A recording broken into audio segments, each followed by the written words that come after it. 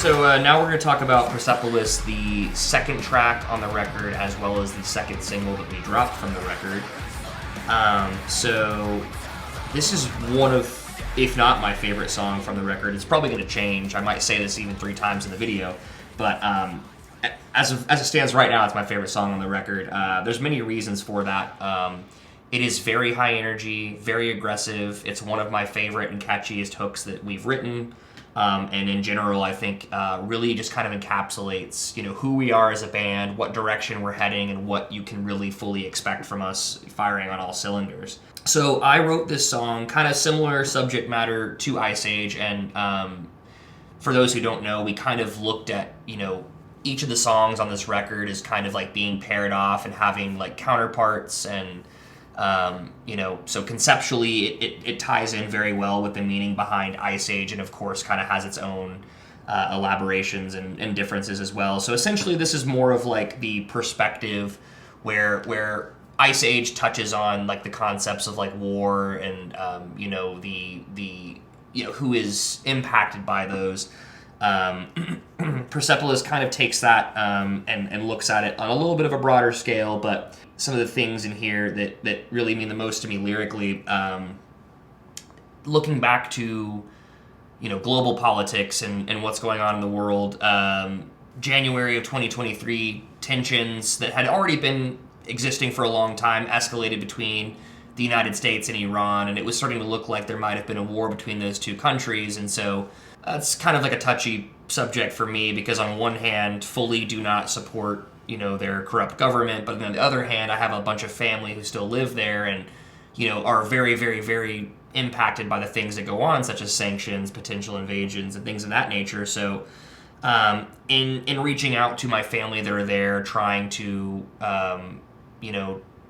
make sure that they're okay, and then of course finally hearing back, one thing that my cousin said to me that really stuck out to me was, it was so heartbreakingly poetic but real. She said to me, we were born into this war, but we will weather this storm. And immediately just threw that down into the notes app and have held on to it for a long time. And we wrote a song. I found a part that I felt like really encapsulated that energy, threw it in there, and to me it's probably the most meaningful lyric, if not the most meaningful lyric on the record. So definitely one that I hold in a special place in my heart, for sure. But then in general, it really is just a banger. So it's a fun song to play, and yeah. Yeah, the energy across this release is pretty high, and this one keeps it up. Lots of riffs, lots of cool little variations, short, sweet, really awesome chorus. Pretty much everything I wanted it to be envisions. If there was a song out there that I had a vision for, and the end result varied from it, this one's pretty much exactly what I envisioned from front to start. So it feels a lot of, feels relieving. Feels cool to get, something you imagine exactly in your head to get pretty much to the point, out on the table, That song got some cool riffs. I don't know if there's anything super noteworthy. It's got It's got some really harmonic parts. They got a harmonic breakdown that sucks to play, but it's cool. Yeah, it's cool. Yeah, this song has my favorite artifact in it, and what's that? And it really highlighted the value of not repeating things sometimes, in my opinion, in music. And it's I guess it's the second time that the intro riff plays, or whenever the intro riff repeats itself, and it's that little thing.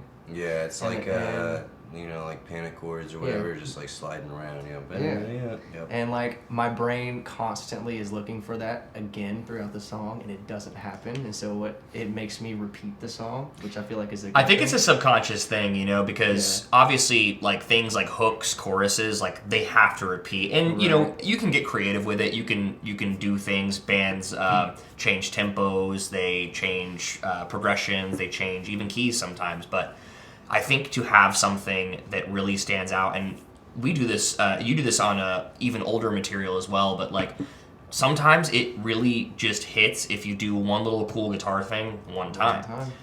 Because I think it kind of subconsciously like makes people want to go back and listen to that part. It's my favorite part on the whole record, bro. That's crazy. The whole thing is that one little like 2 second. So serious. Shouts out to you, man.